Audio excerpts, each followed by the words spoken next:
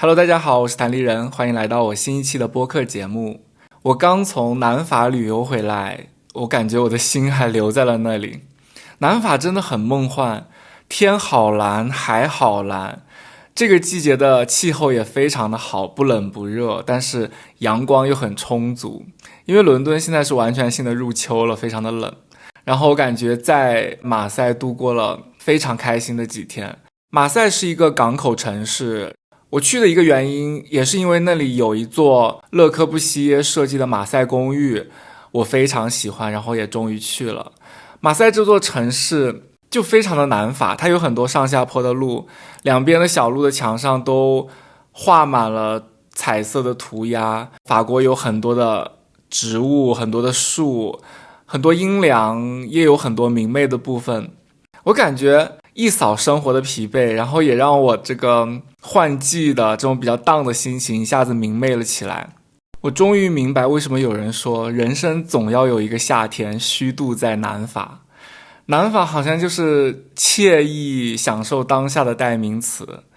其实我自己在旅游中，我也会重新发现我心境的变化。我第一次出国旅行是一个人去了巴厘岛，然后我在海边的悬崖酒店住着，那边有传说中世界上10大最美日落。可是当时的我内心是非常焦虑非常焦躁的，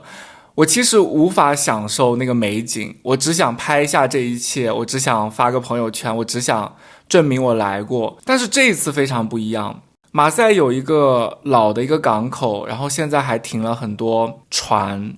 因为法国天黑的比较晚，我吃完晚饭在港口边散步，晚上8点的港口才渐渐开始出现夕阳。我每一天晚上都能看见不同的夕阳，不同的颜色，蓝色、粉色、紫色，非常的有层次的交织在一起。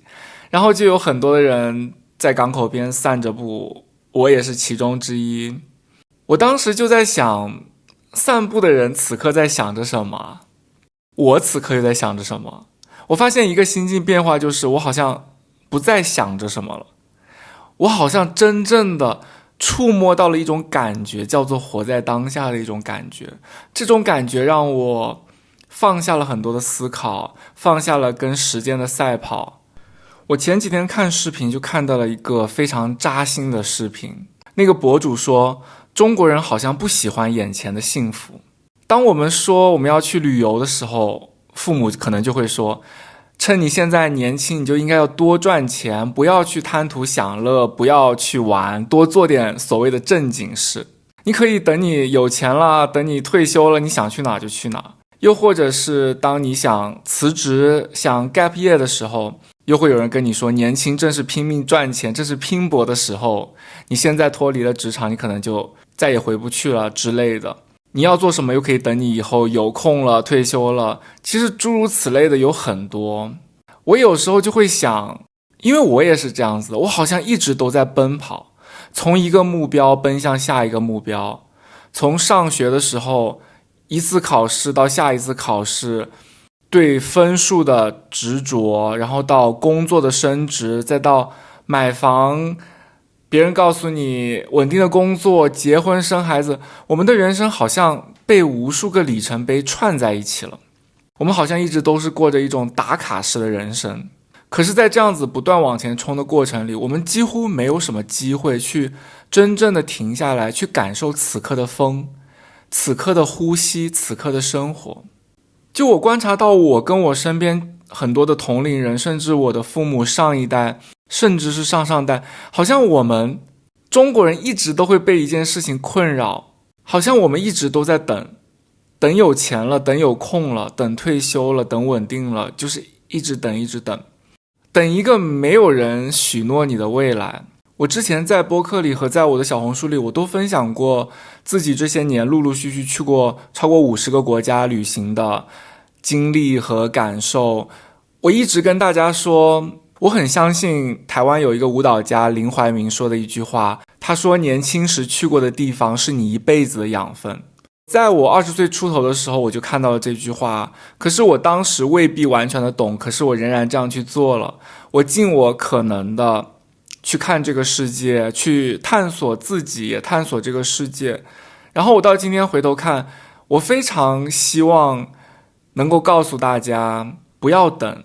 我其实非常讨厌4个字，叫做来日方长。曾经我会觉得这4个字是一种温柔的安慰，好像我们所有的遗憾都可以得到释怀，因为来日方长，现在没做的事情也没关系。但是后来我常常在想，我好像骗不了自己，我不确定是否来日方长。后来我开始明白，我们真正拥有的其实只有今天，只有这个当下。我相信很多人都听过一句话，叫做欲买桂花同载酒，终不似少年游。我曾经想去旅游的时候，曾经 gap year 的时候，也会有人劝我说，你现在经济条件也不好，你以后赚了钱又有空，你可以更享受旅行啊。后来我就发现其实并不是的，享受旅行并不一定体现在住5星级酒店，吃米其林餐厅，享受旅行可能只是享受这段时间，享受路上的风景，仅此而已。它未必需要非常多外部的条件。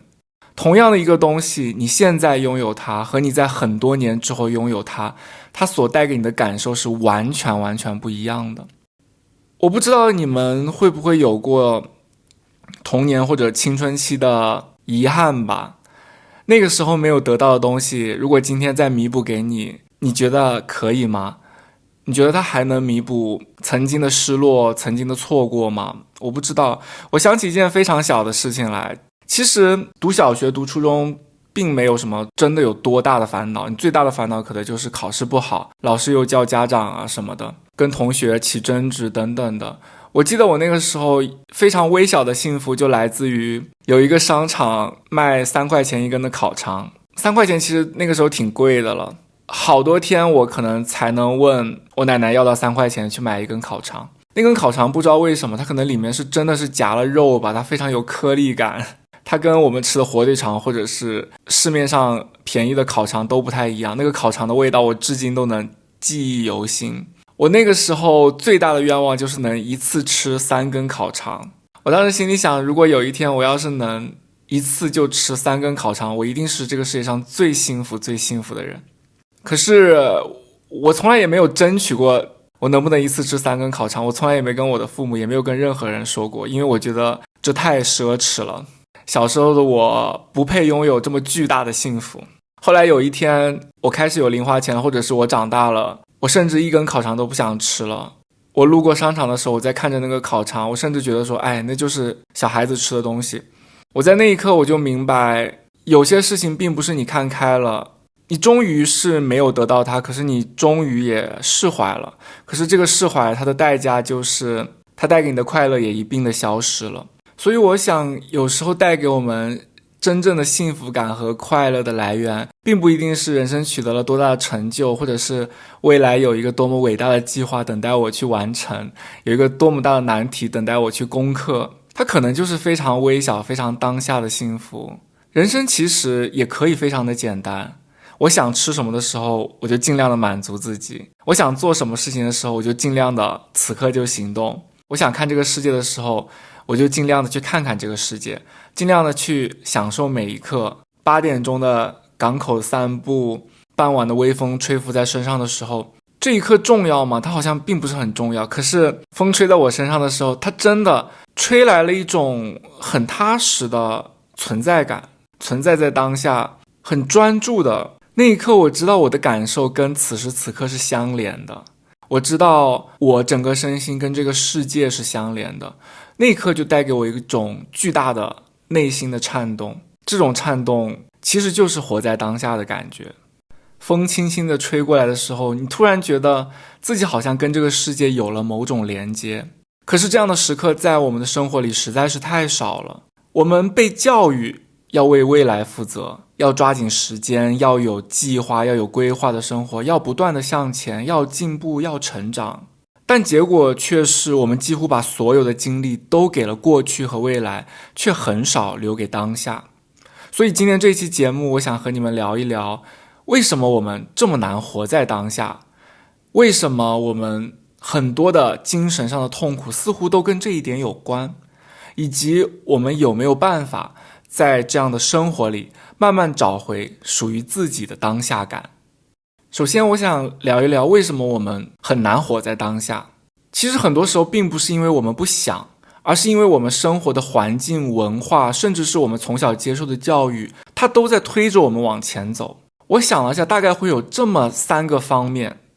家庭、社会，还有我们自己的心理。首先就是东亚家庭的未来导向和控制感。我们大多数人可能都是在类似的家庭里长大的，父母可能从来都没有说过享受当下这4个字，更多的说的就是你要为未来打算。他们会说，等你考上好大学你就可以轻松了，等你有了稳定的工作你就可以放松了，等你买了房日子就会更好，等你怎么样稳定了你就是好日子来了，甚至是等你退休了你就可以享受生活了。可是我们知道那个所谓的未来的轻松它一直没有来，而且没有人承诺你它什么时候会来。我们上了大学之后又会有新的目标，工作之后又会有新的压力，即使买了房可能有贷款，可能有别的问题有待解决。从小到大我们都被灌输的是这样一种线性的人生观，好像人生是由一个一个的节点组成的，你必须不断的跨过这些节点才算是一个合格的人生。但是这种方式有一点不好，就是它让我们把时间都切割了，把我们的生命也切割了，永远的去为下一个阶段做准备，就会让我们永远的很少停下来感受此刻。我有一阵子过年特别不喜欢回家，就是因为我很烦家人问我有什么打算。就是这个问题吧，你说它是一种关心吗？可是它为什么让你觉得窒息？初中高中可能过年就是问你考得好吗？你要选文科还是选理科呀？读大学要选什么专业呀？有没有去实习呀？有没有怎么样的呀？等你读了大学又问你有没有为毕业找工作做准备呀？你有什么打算啊？就一直问你有什么打算，然后等到我找到了稳定的工作，我在当乘务员了，还是会问你有什么打算呢？你在深圳要买房吗？还是要怎么样啊？有没有谈恋爱呀？有什么打算呢？就是不停的问你有什么打算。然后等我辞职了也会问我说你为什么要辞职啊？你辞职有什么打算呢？你为什么要去读书啊？你读完书有什么打算？我真的是快疯了。然后我当时要辞职之前还被迫的 gap year 了，这个时候是最痛苦，别人问我有什么打算，我就很想大叫说我不知道都离我远一点。就是突然有一种感觉，好像你要给所有人一个交代，你有什么打算？可是我有什么打算关你什么事啊？我说出来又能怎么样？他只能让我更焦虑一点，他得不到一点解决的办法，或者是一点宽慰，其实都得不到。我其实也不太知道那些问你有什么打算的人，他们想得到什么。你说了又怎么样呢？你说我有什么打算，他可能又会否定你的想法，就是说啊，你不能这样子，你还年轻，怎么样？我觉得问你有什么打算的人吧，他其实并没有什么好主意给你。我觉得这种关心其实大可不必，他真的只会造成别人的压力。所以我一听到有什么打算，我真的是心里翻白眼。现在在国外生活，偶尔回家其实也是一样的，他一直问你有什么打算，还要回国吗？还是要在国外定居啊？你父母养老你有什么打算？你自己有什么打算？你没交社保你有什么打算？就是我觉得对我们中国人来说，好像有永远都解决不完的问题。我刚才重复这些问题的时候，我都觉得好窒息。什么时候是个头呢？好像永远没有一个头。可是我好像又无法责怪任何人，就像我说的，家里人问你，他其实也有一点关心在，也有一点爱的成分在吧。这就是为什么你很难立刻发飙说关你屁事啊，对吧？这就是很为难的一点。东亚家庭就是让人有这种非常拧巴的感觉，好像这个问题也只能让他悬浮着，也没有任何解决办法。因为当我说活在当下的时候，其实我的父母根本也不知道什么是活在当下，他们好像也从来没有活在当下过。我能理解，在他们看不到我们的每一个日夜里，他其实都在操心，不知道在操心什么。我之前回家，尤其是有一次跟我妈吵架吵得很厉害的时候，她就会一直问我一些很荒谬的问题，就是说如果你不生小孩，你老了怎么办？我心想，我才30出头，我就要去考虑我70、80岁的事情。而且非常奇葩的一点就是，人是成长的，社会也是成长的，但是别人总是要求你用当下的思维去为你的未来做打算。我其实挺想说的，20年前连电脑都没有，现在人人都有智能手机，都有电脑，可能以后养老就是机器人给我养老吧。但是这种话你也很难讲，因为我们上一代人，我们上代的人，他还是有养儿防老的观念在的，他还是会跟我说，你没有孩子，你住在养老院，你都会被人打的。这个时候你真的只能一笑置之，你说不来别的事情。但是我也理解他们，如果我的父母退休了，假如说60岁，他会为养老有一些计划，这是我能理解的。可是我不能理解的是，为什么要一直追问我一个30岁的人有什么养老计划呀？然后我观察到他们不止追问我，他也追问我表弟，我表弟比我还小10岁。就对我们来说，这是一个永远无解的问题。于是我似乎也停止了跟他的对抗。我后来就觉得这不是一件让人愤怒的事情，这甚至是一件让人觉得有点悲哀的事情。我有时候也会替我父母觉得可惜，我觉得他们好像没有真正的享受过生活。我父母24岁、25岁就有了我，他们一边要担心自己的生计，一边要操心我，一边还有上一代的人要操心。我其实也很难想象他们是怎么过来的。但是这种方式呢，它也是潜移默化的一直在影响着我们，因为我们是被这样子无法活在当下的人养大的，这种观念很难不影响我们自己。我在初中高中的时候，其实家里的经济状况不是特别好，但是也不能算穷吧。那个时候买一双球鞋对我来说还是一件能开心非常非常久的事情。我记得一双球鞋将近200块，还是挺贵的。我妈就会跟我说，买新鞋的时候呢，要买大1到2码，因为你很快会长个，你的脚还在长大，然后你买大一点的鞋呢，你就可以多穿几年。那个时候呢，也是对此深信不疑。当我诚惶诚恐的拥有买一双新鞋的机会的时候，我总会想买大一点的鞋，从一开始大1到2码，到后来想买大2到3码的鞋，只是因为我希望能拥有的它久一点，希望这双鞋能陪我久一点。但是很奇怪的是，我每次穿上新鞋我都不会走路，我只要穿上新鞋，别人就会立刻发现我穿上新鞋，因为我不会走路了，别人就说你的脚怎么了？我才发现是因为我的鞋太大了。所以我长大了，我想起来我觉得挺难过的，因为当它是一双新鞋，当你最喜欢它的时候，它其实是不合脚的。等到你长大一点，等到它变得合脚的时候，它已经不是新鞋了，合脚的时候它已经是一双旧鞋。所以我好像并没有真正的完全享受过它，没有某一刻是非常好，就是最好的我配了一双最好的鞋，没有过。我永远要舍弃一些什么去让未来的它更适配，可是我发现并没有。类似这样小小的青春的遗憾还有挺多的。以前我父母是开化妆品店的，可是我们的生活并没有因此得到更多的福利，反而我妈经常会把过期的洗发水、沐浴露、卖不掉的那些东西拿回家里自己用。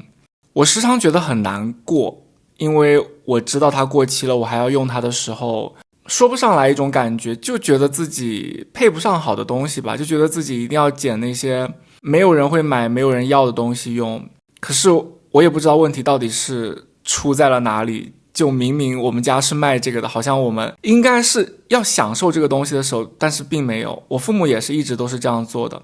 拿回家的东西都是过期的。所以在我的成长环境里，我很习惯了这一切。我买了一袋苹果回去，我一定会先吃那个快烂的苹果，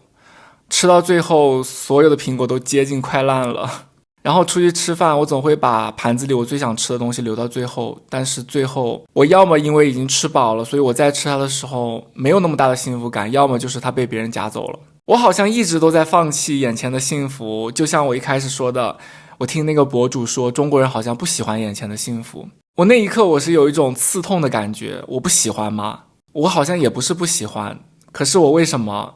没有办法在第一时间就抓住它，觉得我配拥有这样子的幸福呢？我配吃一颗最新鲜的苹果呢？我配让那个烂了的苹果就烂了呢？好像就是做不到，不知道为什么。所以在这样子环境下成长的我，好像从来没有享受过当下，我也不知道当下是什么，解释不清，我也不明白，也没有人教过我。所以有一天当青春逝去的时候，我才发现我根本就没有真正的享受过青春。我后来才明白，人家说人无法同时拥有青春和对青春的感受，可能就是因为我们一直被教育着要为未来努力，不考虑未来被认为是不负责任的。所以没有人告诉我们，你还年轻，你就享受年轻就好了，以后难的事情等你长大了再去面对就好了。好像没有人这样跟我们讲。总有人跟我们就是说落后就挨打，你现在考不好你就考不上一个好的初中，你考不上一个好的初中你就考不上一个好的高中，你考不上一个好的高中你就考不上一个好的大学。好像在我的意识里，人生就像多米诺骨牌一样，你一件事情没有做好，整个人生就会轰然的倒塌。长大之后我就发现这种想法实在是太荒谬了。后来我们才会说人生的容错率比你想象中高，可是青春过去，你再知道这一点的时候来得及吗？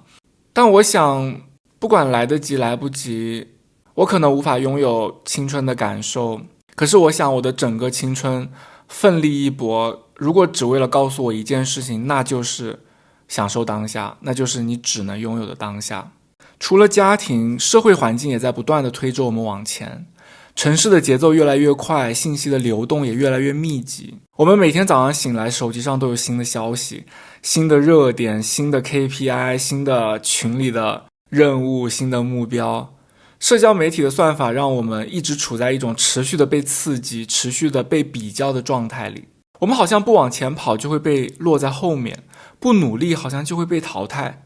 这种被催促的感觉会让人本能的把注意力放在未来，放在下一个任务、下一个计划上，而不是此刻的生活、此刻的呼吸。智能手机的出现有时候让我反观我的生活，我会觉得我的时间被切成一段一段的。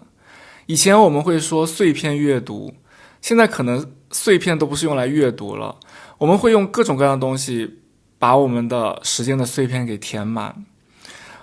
我以前也会发现我不自觉的拿起手机的次数就非常的多，手机在我旁边，我时不时的就会想看一下，其实也没有什么要看的，就是这个动作已经变成一个下意识的习惯了。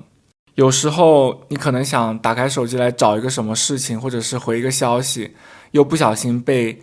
什么新闻给抓取了注意力，或者是新的热点热搜，你的注意力又跑到别的地方去了，回过神来才发现，我刚才是想干嘛来着，就已经忘了。这是现代人非常常见的一个问题，就是我们的注意力很难的集中在当下，我们很容易被别的事情所牵引。同时还有一点也是我们自己的心理习惯，心理学上有一个概念叫做当下回避，它指的就是我们很多人其实并不敢真正的停下来，因为一旦安静下来，我们就会感受到焦虑，感受到空虚，感受到某些不愿意面对的情绪开始涌上来。所以之前有一期播客我们提到焦虑和内耗的时候，就会有朋友说让自己忙一点可能就可以减少内耗。的确是的，我之前也是用这样子的方式来让自己不要想太多，因为好像闲下来就是很容易想太多，所以我会选择让自己忙碌起来。我会给自己不管是学习、工作、刷手机、刷短视频，各种各样的去填补那个空白。短期来看，这种忙碌它确实能给人带来一种我很充实的错觉，但是长期来看，它会让我们越来越习惯逃离当下，不敢面对自己的内心，不敢停下来跟自己相处。所以如果把这3点放在一起看，你就会发现东亚家庭的控制感，社会的加速逻辑，再加上我们内心的不安和恐惧，它共同让我们养成了一种思维模式，未来才重要，此刻只是过渡。但是这种思维模式有一个很大的问题，就是我们的人生其实是由无数个此刻组成的，我们所说的未来也是由无数个当下构成的，没有这个当下就不会有我的未来。如果我们一直不活在当下，我们就会一直处在一种被推着走的状态里，就很难真正的感到满足和安稳。说完我们很难活在当下的一些自身和外部的原因之后，第二部分我想来说一说无法活在当下它会带给我们的一些精神上的困境和痛苦。它会让我们不由自主的快起来，跟时间赛跑，跟社会时钟赛跑，跟同龄人赛跑。当我们无法停下来的时候，它不仅仅是生活的节奏变快，更多的是一种精神上的长期紧绷感。我想分成3个方面来聊一聊。首先是意义感的缺失。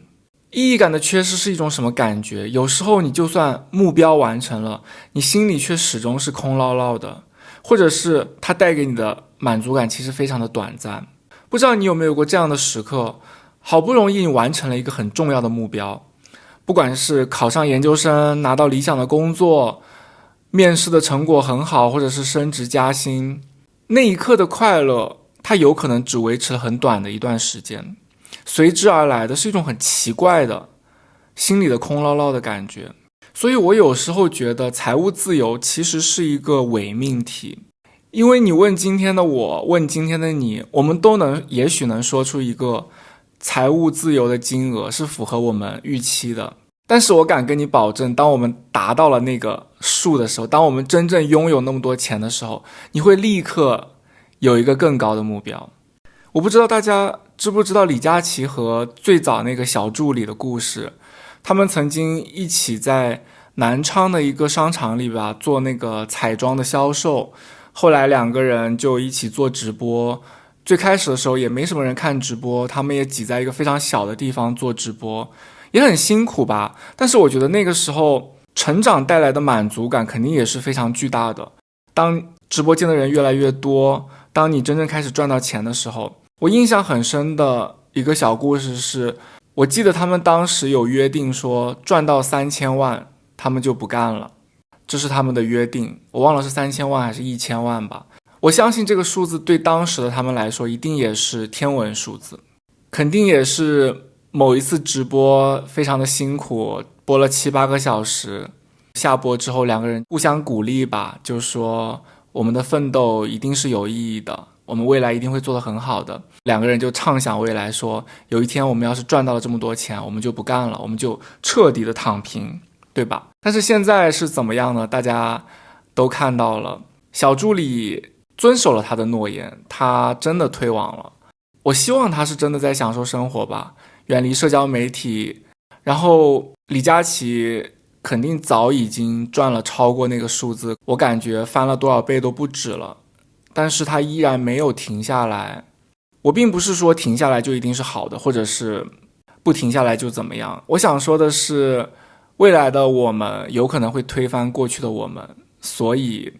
我们即使今天有一个目标，当我们做到的时候，我们未必会再次满足于那个目标。大部分人都是这样子的，我觉得很多人的心里都是这样子的。我刚做播客的时候，如果还有人在听我前几期的播客，我那个时候就经常说，如果每期都有1000个人听就好了。我其实对做播客这件事情并没有很高的期望吧，因为我知道它也算是一个比较小众的媒介，尤其是前几期播的时候，长时间它都只有100-200、200-300的收听量，我那个时候就经常想啊，要是每一期都有1000个人听就好了。这个目标很快的达成了，我又会开始想啊，每一期有10000个人听就好了。人是多么的善变，现在每一期也有10000个人听了，你说我真的就满足了？我真的就能像我曾经设想的那样完全平常心的做内容吗？好像也不太行了。所以这就是我们人类的一个 bug。 你说它的优点就是我们不断的鞭策自己要进步，不断的以一个更高的要求、更高的标准在激励着我们自己，也在 PUA 我们自己吧。它的坏处就是我觉得人真的不太有真正的满足那一说的。今天我不管设一个多大的数字，完成了它都是短暂的满足感。你会设下一个目标，一定会的，除非它开始走下坡路，你就会把你的目标再收回来一点。所以人是一个心理很复杂的一个生物，这是我自己也觉得自己很好笑的地方。所以叔本华就说，人嘛，欲望满足了就会空虚，欲望不满足就会痛苦，人好像就是在这两种状态中摇摆。可能我们的大脑就是不断的在被未来给驱动，所有的期待、所有的热情都投射在下一个目标上，而目标完成的那一刻呢，其实就是未来变成了当下。另外，无法活在当下还会带来一个持续的内在焦虑，就是永远都不够好，永远都不够快。无法活在当下的人往往有一个共同的特征，不管做得多好，都觉得自己不够好，不管已经走得多快了，仍然觉得自己不够快。这种焦虑感来自一个潜在的信念，只有达到某一个未来，我才会值得被肯定。我才有价值。所以我们不断的逼自己向前跑，工作要升职加薪，生活要买房买车，买更好的房更好的车，关系里要有更稳定的伴侣。可是一旦把价值感绑在了未来，我们就会变成一个不停的自我怀疑的人，因为未来总是未知的、不可控的，你就永远无法确认自己是否足够好，是否足够快，是否能赶上时代的洪流。这种持续的自我怀疑会让人慢慢的陷入一种长期的精神疲惫。我很多的精神上的痛苦都是来自于总觉得自己做的不够多、不够好、不够快。我有时候会觉得，比如说才做播客不到1年的我会想，为什么我不在5年前就开始做？做小红书的时候我会想，我为什么没有在小红书刚起来的时候就开始做？就是我做的都比较后期了，然后别人已经吃到一波红利，或者是已经积攒了一些关注，我才开始进去，才去抢夺仅剩无几的剩余的一些东西。但是其实我们永远都觉得不够快，永远都觉得自己不够好。但是当我理智下来想一想，我如果5年前就开始做播客，也许会因为那个时候的频道比较少，我会多一些竞争力。可是5年前的自己，不管是我的表达，我对事情的看法，我对生命的观察，其实都远远的不及现在。我那个时候可以开始做，但是可能留下来的也就是一些不太值得回听的一些内容。所以也许我开始做的这个时间点，它就是一个最好的时间点。我也经常被别人问说2025年做自媒体还来不来得及。我相信明年2026年仍然会有人在问这个问题，2026年还来不来得及。换做任何一个问题好像都是一样的，现在做什么什么来不来得及，25岁再怎么样来不来得及，30再怎么样来不来得及。我们总是希望我们如果再年轻一点，再早一点，自己能力再好一点，可能就会怎么样。但是一个是过去已经回不去了，你所有的最早最快最好就是现在。对于所有的未来来说，今天这个当下就是你的最早最好最快。我觉得比较庆幸的是，我们现在越来越多的人已经开始意识到这一点，已经开始在克服这一点。我记得之前有一条播客的评论区里就有一个人说，人生为什么一定要向上走啊？我可以往四面八方走啊。我觉得真的是对的呀。我们为什么一定要向上呢？一直要说向上社交，向上成长，向上怎么样。我为什么一定要向上呢？而且谁说向上就比向下好呢？我们一直都被一种优绩主义所裹挟。以前也有鸡汤说，只要今天的我比昨天的我进步了一点点就好了呢。我为什么一定要今天的我比昨天的我进步呢？我们不只是跟别人比，跟任何我们能够到的人比，跟同龄人比，跟网上的人比，我们也要今天的自己跟昨天的自己比，真的好累啊。我觉得中国人真的把自己搞得好累。但是现在大家也越来越清醒了，我经常能看到很多人就是会说，其实人生没有标准答案，对吧？我们做什么事情现在都是一个最好的开始，而且都来得及。当一条赛道上挤满了过多的人的时候，就会有一些人开始另辟蹊径了。我觉得这是一个很好的方向。我自己是从来没有想过考公考研，我很清晰的知道那不是我的生活，我很难想象我坐在办公室假装工作的样子。这种很多人渴求的安稳，它并不适合我。所以我可以不往那边走啊，我可以往四面八方走。我可以旅游，可以做副业，我可以做播客，我可以做任何事情。生活在现在这个社会有一点好处，就是我们也能看到越来越多的可能性，我们看到各种各样的人以各种各样的方式都活出了自己的精彩。我们看到了50岁的人、60岁的人还在公共媒体上发言，我们看到经历了人生挫折，经历了各种不幸的人，他仍然能站起来。我觉得这些故事才是真正激励人的。那些不按常理出牌，那些不遵守什么年纪就一定要做什么事的人，那些勇敢的人，其实就成为了我们远方的一道光。他们自己可能都不知道，他们其实照亮了一些人。我曾经也被一些人照亮过， gap year 的时候，我去西藏旅游，在拉萨见到全国各地的人，大家在那个地方相遇，每个人都有不同的故事。我终于意识到，这是一个百花齐放的世界。我终于逃离了一种单一的叙事模式，得到了我生命的掌控。这种掌控感，它可能就是来自于一点点的觉醒和一点点的顿悟，它不来自于你赚到了多少钱，有多少积蓄，你拥有了一个编制，还是一段稳定的关系，好像跟这些都无关。它就是在你经历了一些事，看过一些人，看过一些风景之后，你突然明白很多东西它都是虚妄的，很多的外在的东西，很多的标签它都是虚假的。真正让我们坚固的东西，让我们成为一个不被外界声音、不被时间裹挟的人，让我们有主体性的是什么？无法活在当下的另外一个后果，就是我们很容易失去跟自己的连接。当你一直忙着回应外界的期待，忙着追赶下一个目标，你就很难停下来问自己，我真正想要的是什么？我自己的人生其实在前20几年也基本上就是被推着走的。小学读完读初中，初中读完读高中，所有的路线都是被安排好的。你能考上重点高中是最好的，你考不上可能爸妈花点钱你再去重点高中，就是这么现实。就是你殊途同归，你就是要去重点高中，可能考大学就比较靠你自己了。但是基本上你还是在一个被规划的路线里，我们从来都不觉得这是人生的一个选项，从来没有人告诉过我们读大学是人生的一个选项，只有人告诉我们说，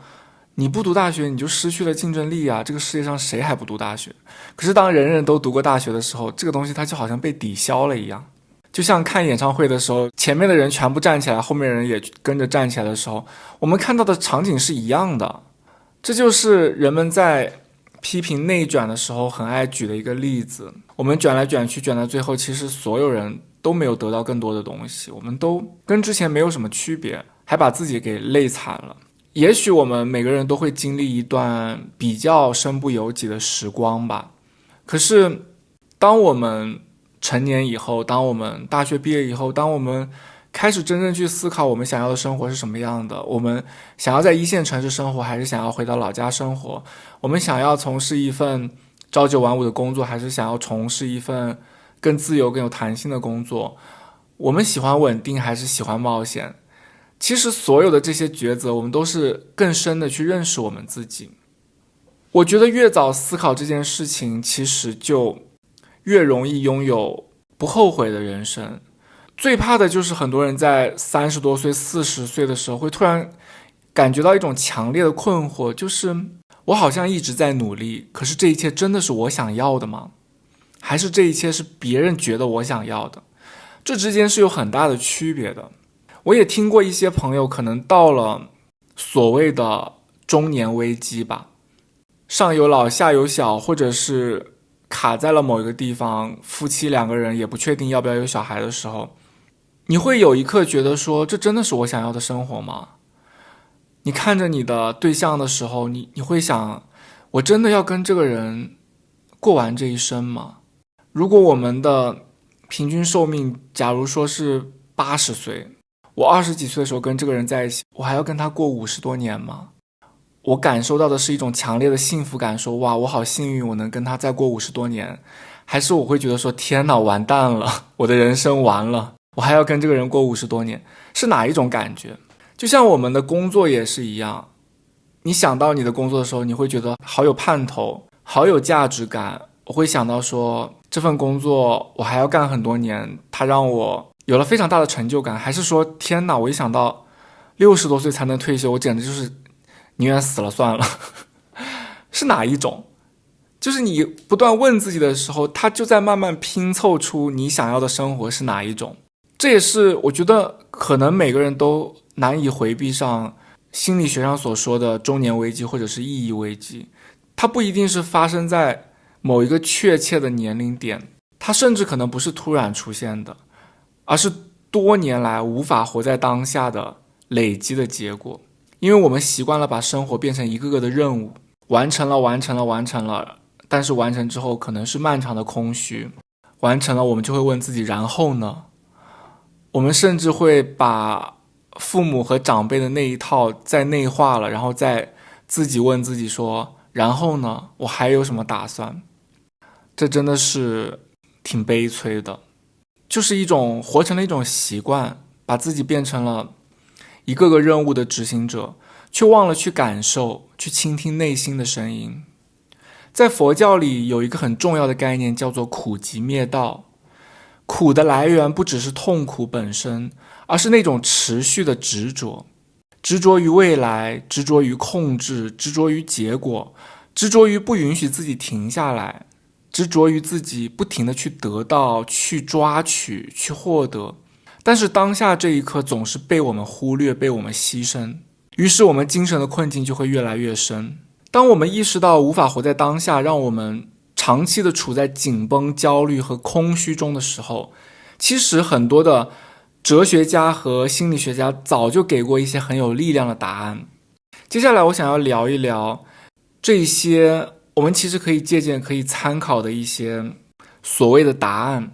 很多人他不一定直接说了活在当下这4个字，但是都指向了同一件事情，就是让心回到此刻。比如斯多葛学派，他就非常强调说专注于可控之事。古希腊的斯多葛学派有一句很有名的话说，不要为无法掌控的事情浪费生命。他们认为人生的痛苦很多的时候都不来自于事情本身，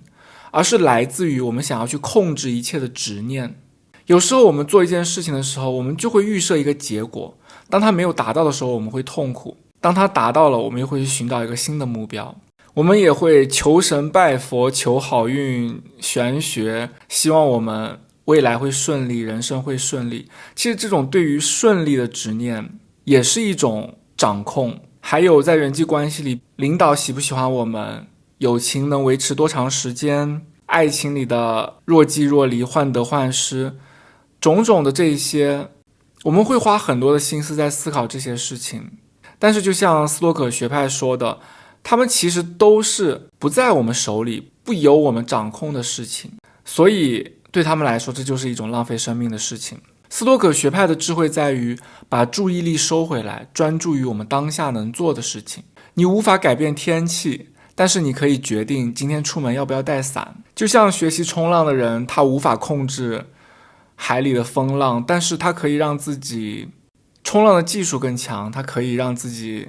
能力上更精进。所以区分什么是可控的，什么是不可控的，也能消除掉我们对生活很多的焦虑感。其次呢，在我们的东方哲学里，比如说老子就非常强调无为，无为就是顺其自然，就是活在当下，命运把我带到哪里我就享受什么。无为它不是躺平不行动，而是不执着于结果。庄子就说人应该要顺应万物的变化，让心灵保持自由和开放，而不是被外界牵着走，也不被结果所裹挟。禅宗里说，未来和过去都只是一种概念，只有正在发生的这一刻才是真实存在的。这种思想听起来有点悬，但是你会发现它恰好回答了我们现代人的焦虑。我们习惯了奔向未来，我们习惯了对过去内耗，我们害怕停下来，我们恨不得逃离当下，我们恨不得跑起来，我们恨不得飞奔离开当下。可是禅宗告诉我们，停下来的这一刻才是生命的本身。我觉得我现在也越来越意识到，过去和未来好像都很虚幻，只有当下这一刻是真的。我有时候会回看过去的我做过的事情，我都会想说，那个人是我吗？为什么如此的陌生，甚至那种熟悉感都是怪怪的。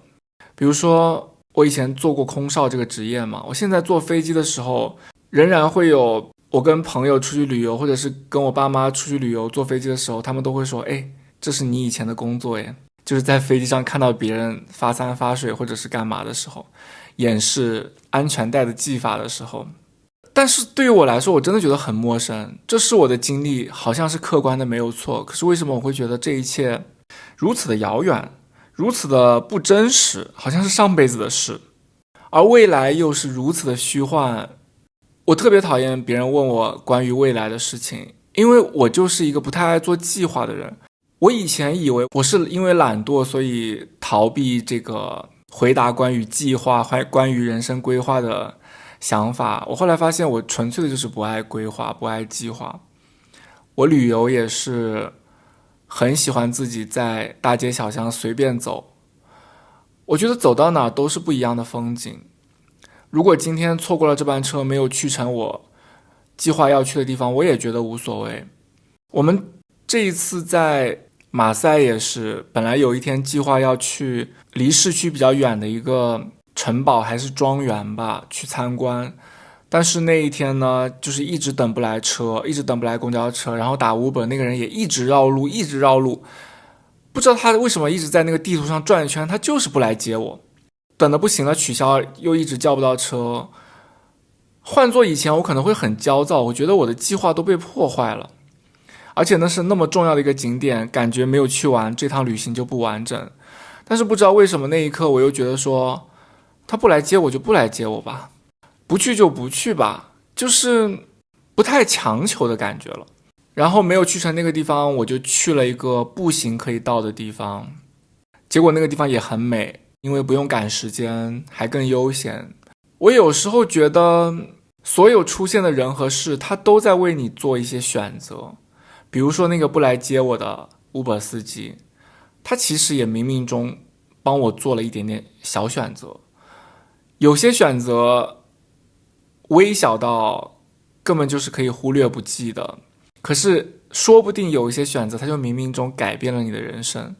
我也不知道。所以当我抱有这种想法的时候，我就算有时候飞机误机了，我有过一次这种经历吧，没有赶上飞机，我也觉得 OK， 我可以接受，就是不太执着于这种事情，会让我的心里没有那么紧绷。有可能是自己骗自己，就是觉得一切发生的事情可能都是最好的选择，有可能是自己骗自己，但是无所谓，只要我能让我没有那么焦虑，我就可以拥抱这种想法。我自我感觉是我在小事上做的还不错，就比如说错过了一些什么事情，我都可以自己安慰自己，可以自圆其说。我现在也在练习在人生中的大事上稍微放松一点，放过自己一点，也用这种随遇而安的态度去面对很多人生中的大事吧。因为有些事情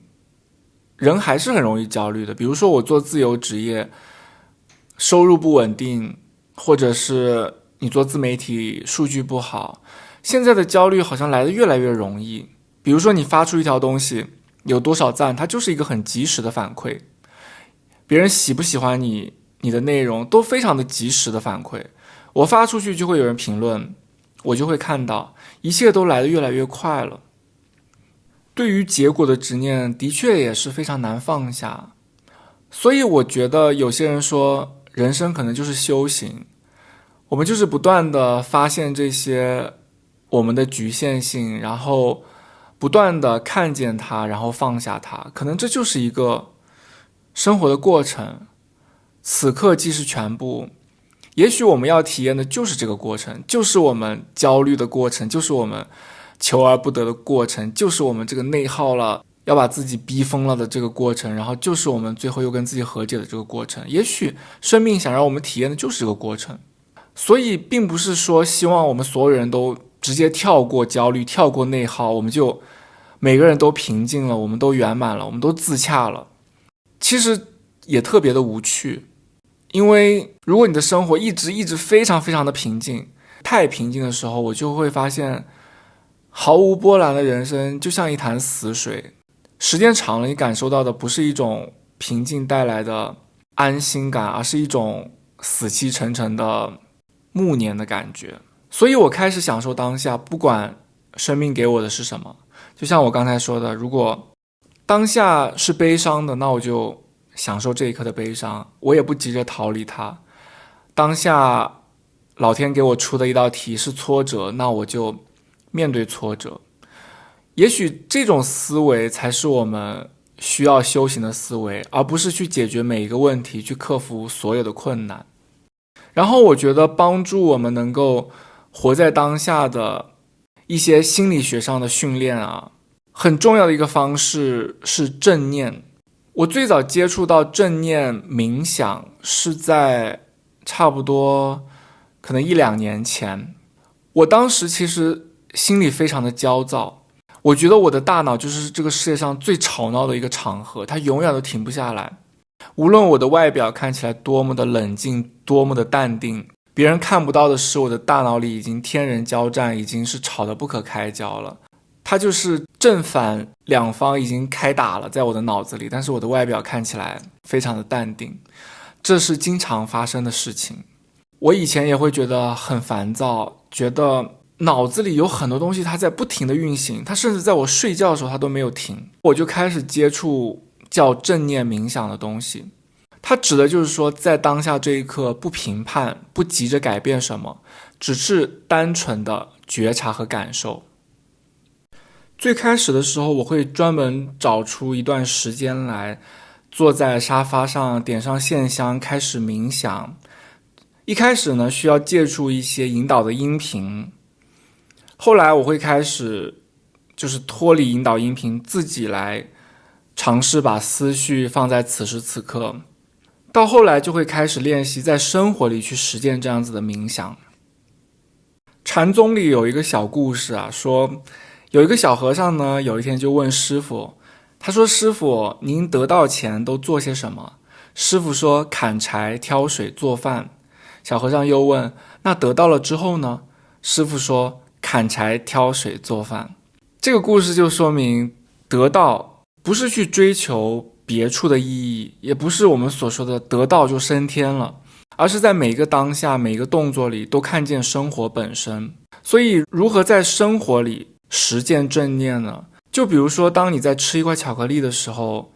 当你正念，当你思绪回归的时候，它会让你真正的感受到它的甜度，它的苦度，甚至它的酸度，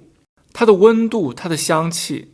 而不是你一边在刷手机一边就把一块巧克力吞进去了，根本没有注意到它的味道。问你是什么味道，你就会说啊，巧克力的味道啊。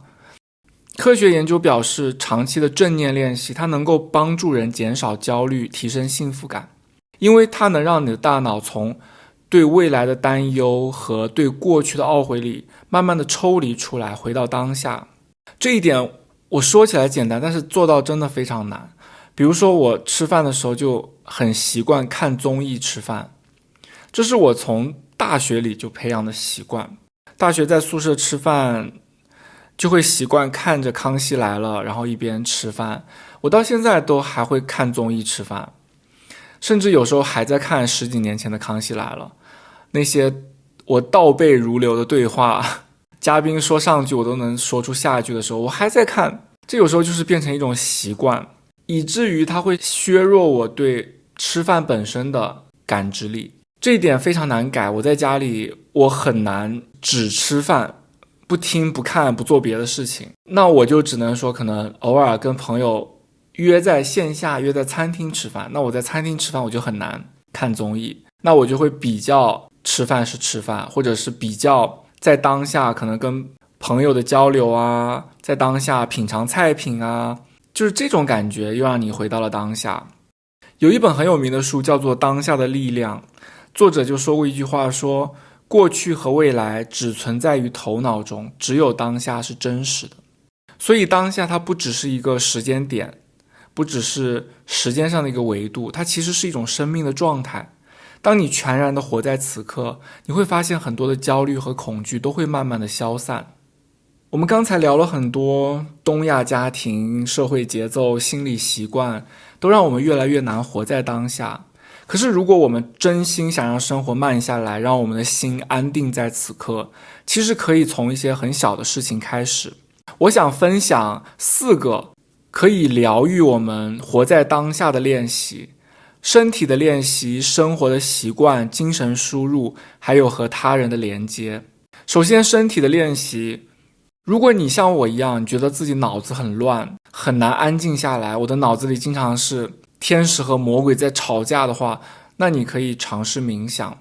尝试打坐或者是静坐。各个派别好像都有不同的说法，但是做的事情都很类似，就是把你的注意力活在了当下。另外可以从一个很微小的尝试开始，比如说有些心理学家会建议从呼吸开始，叫做446呼吸法。每当你感受到焦虑值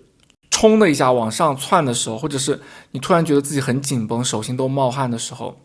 你可以做深呼吸，让自己平静下来。什么是446呢？就是我们放缓我们的吸气和呼气的节奏。当我们吸气的时候，我们就是1、2、3、4都在吸气，然后屏住呼吸1、2、3、4，然后再缓慢的呼气1、2、3、4、5、6。你发现当你放缓这个呼吸的节奏的时候，你的注意力就不自觉的落在了你的呼吸上，它就放松了你之前对焦虑、对紧绷的一些事情的感知。你就这样子反复的练几次，心理学家说只要1分钟，你就会感觉到你的身体慢慢的放松下来。所以大家可以以后试着练习一下，当我们感觉到身体的紧绷的时候，就可以这样子做一下。然后如果你愿意，简单的冥想、瑜伽，或者是饭后的散步、公园散步，其实这些身体的动作都会让心慢慢的安静下来。第二个方式就是在生活里留出空白，留出无用的时刻。因为我们现在的生活习惯太习惯把生活塞满了，很多细碎的工作、社交、学习、刷手机，好像我们一旦停下来就是浪费了时间。可是我想说，留一些无用的时刻真的非常的重要。哪怕只是早上起来，我不处理任何的事宜，我只是先泡一杯咖啡，我只是先在家里的窗台上看一看今天早上外面这棵树有什么变化，看一看今天的光线，看一看今天的天气，看一看家里的绿植，或者只是发发呆。其实这些都能让我们大脑放松，这些看似无用的时刻会让我们重新和当下连上线。第三点就是一些精神上的输入，它可以让我们为我们的心灵补光。活在当下不只是让心静下来，还需要给心一些温柔的滋养。我们之前在节目里反复说到的阅读、听一张专辑、看一场演唱会的 DVD， 或者是看一部老电影，当我们留一段时间给没有那么快节奏的事情的时候，它会慢慢的把你带进另一个世界的作品里。我常常觉得艺术、音乐、文学，它就是帮我们停下来的力量。它让我们在某个夜晚突然意识到，生活其实很安静，也很柔软。尤其是一些好的文艺作品，当我有时候看一部电影，或者是看一本书，它的情节、文笔很抓人的时候，我会觉得我的身心都去到了另外一个世界。我记得侯孝贤说过吧，他说电影让人的生命长度增长了3倍。的确是，我有时候看一部好电影，我会觉得我有一段生命活在了那部电影里，这就是文艺作品的力量。第4点可以是关系的层面，是一些深度的对话，同时减少碎片化的社交。现在的社交大多都是碎片化的，点赞、转发、表情包，我们很少有机会和一个人真正的坐下来面对面，聊一聊彼此的生活和感受。可是真正的亲密感，恰恰来自这种深度的慢下来的对话。当你和一个人专注的说话、倾听，时间它会慢下来，你也会感受到当下的存在感，我们也会感受到人和人的链接。我就会发现，有一些社交会让我感觉到消耗，可是有一些对话会让我感觉到滋养，这就是其中的区别。有环境的问题，也有人和人的频率的问题。我其实已经减少了非常多的社交，尤其是需要我精心打扮赴宴的社交，我会觉得那些虚华的场所并不能给我带来什么。我甚至是所有人穿得越光鲜，我觉得心里越空虚。我喜欢那种很质朴的、很朴素的，我跟朋友约出来，就是在外面散散步，就是去花市逛一逛，就是喝一杯咖啡，我们聊一聊彼此的近况，然后我们给彼此一些第三视角的看法。其实我们不仅是开导了对方，我们也真正的交流了一些我们对生活的感受。尤其是如果你有一些志同道合的朋友，你们有一些在爱好上相似的地方，比如说你们同样喜欢艺术，同样喜欢看演唱会，同样喜欢看展览，同样喜欢吃美食，你会觉得这种交流是一种更深度的精神的交流。在这个过程中，你会觉得这样子的对话，这样子的互相的感知，它才是滋养人的。人本主义心理学家卡尔·罗杰斯说，生命中最美好的时刻是当我们完全的做自己，当我们能活在当下，而不是试图成为别人期待的样子。然后我才突然的发现，人生中很多美好的品质，它好像都是相连的。我们说活在当下，它好像就跟完全的做自己连在了一起，好像就是跟摆脱了别人的期待连在了一起，好像又跟爱自己、成为自己联系在了一起，好像也跟本自具足连在了一起。活在当下给我一个最深刻的一个感受是什么？是我在这一刻完全的接纳自己，我的好，我的不好，我过去做过一个什么事情，甚至是做错过一个什么事情，我的未来会怎么样，这些全部都像浮云一样飘散了。真正活在此刻，就是全然的接受此刻，也全然的接受此刻的自己，爱自己，接纳自己，有一种本自具足的丰盈感，就由内而外的散发出来。我很喜欢卡夫卡说的一句话，他说，你不必离开房间，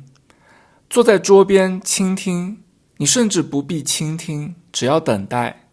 只要学会安静、静止、孤独，世界就会毫不犹豫地向你敞开。这也是我的感觉，活在当下让我感受到一股静气，这股静气又让我感觉到世界正在向我敞开。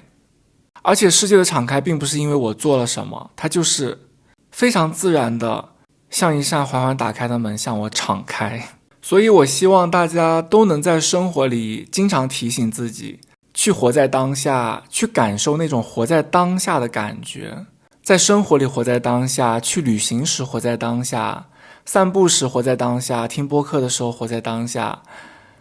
活在当下是一种非常美妙的感觉，因为当我们一直为未来奔跑的时候，其实忘了一个最简单的事实，生活只会发生在当下。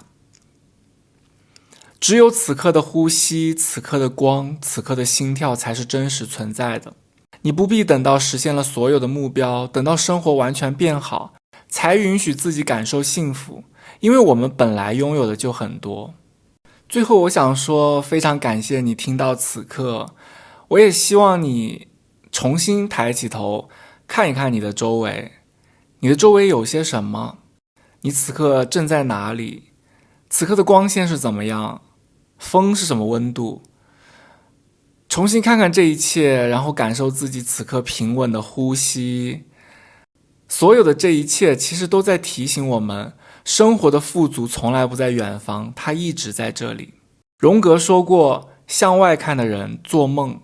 向内看的人觉醒。当我们把注意力从未来收回来，活在当下，我们就会发现，所有的这些内在的平静、喜悦、丰盈感，其实一直都在。所以，愿你在每一个平凡的日子里，真切地享受此时此刻。因为当你真正的活在当下的时候，生活本来的富足才会慢慢向你显现。好的，以上呢就是我们今天播客的全部内容，非常感谢大家的收听。那我们下期节目再见，拜拜。